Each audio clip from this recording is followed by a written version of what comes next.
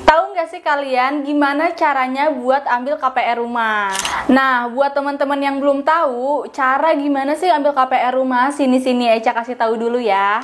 Nah, teman-teman, yang harus kalian tahu ya, sebelum ambil rumah KPR, kalian harus tahu dulu nih syarat apa aja, kualifikasi apa aja yang kira-kira harus kalian penuhi nih untuk kalian ambil KPR tersebut.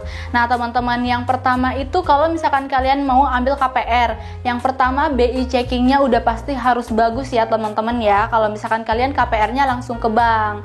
Terus dari umurnya nih teman-teman minimalnya itu 21 tahun, maksimalnya di 45 tahun ya teman-teman ya.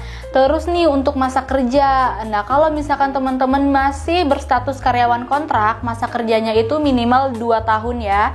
Kalau misalkan kalian sudah berstatus karyawan tetap, kalian minimalnya itu 1 tahun nih untuk masa kerjanya. Terus juga untuk penghasilan nih teman-teman, karena kan KPR itu ada 2 ya teman-teman ya, rumah subsidi dan rumah komersil. Nah, kalau misalkan teman-teman mau ambilnya KPR subsidi teman-teman, gajinya itu kalau misalkan kalian masih single, minimalnya di 4 juta, maksimalnya di 7 juta ya, enggak boleh lebih sama sekali. Nah, kalau misalkan kalian sudah menikah, minimalnya di 4 juta, maksimalnya di 8 juta ya teman-teman ya. Tapi kalau misalkan kalian mau ambilnya KPR komersil nih teman-teman, gajinya semakin tinggi itu semakin lebih baik ya teman-teman ya. Nah, untuk dokumen pribadinya sendiri nih ya yang dibutuhin seperti KTP, terus juga KK, NPWP, BPJS, surat nikah kalau misalkan kalian sudah menikah, dan pas foto ya teman-teman ya.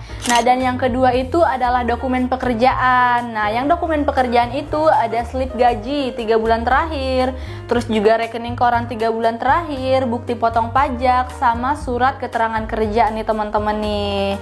Nah, kalau misalkan kalian sudah memenuhi semua syaratnya, sudah memenuhi semua dokumennya yang diperluin untuk pengajuan ke bank nih teman-teman, kita tinggal langsung ngajuin aja nih ke banknya nih, nanti kira-kira data kakak ini di ACC atau enggak ya sama pihak banknya. Nah, kalau misalkan sudah masuk ke bank, jadi kakak-kakak nih teman-teman semua tinggal nunggu kabarnya aja nih dari pihak marketingnya atau dari developernya nih, kalau misalkan kakak di ACC atau enggaknya ya.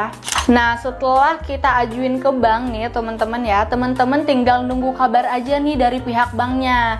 Biasanya itu nanti infonya tergantung dari perumahan mana sih yang kalian pilih. Biasanya kan ada yang langsung diinfo dari pihak banknya ke kalian, atau dari pihak marketingnya dulu nih ke kalian kalau misalkan kalian di ACC atau enggaknya. Biasanya ya kalau misalkan berkas kalian tuh nggak ada kendala sama sekali, biasanya tuh 1 bulanan pun udah ada jawaban dari bank kalian di ACC atau enggak. Nah, kadang ada nih yang lama. Kenapa sih infonya tuh lama gitu ya dari pihak banknya? Biasanya karena ada kekurangan dari berkas kalian, atau misalkan pas pihak bank telepon nih ke kontak emergency atau ke atasan kalian itu nggak diangkat. Jadi kita perlu ngulangin lagi dari awal. Makanya itu ngebutuhin waktu yang lebih lama lagi teman-teman.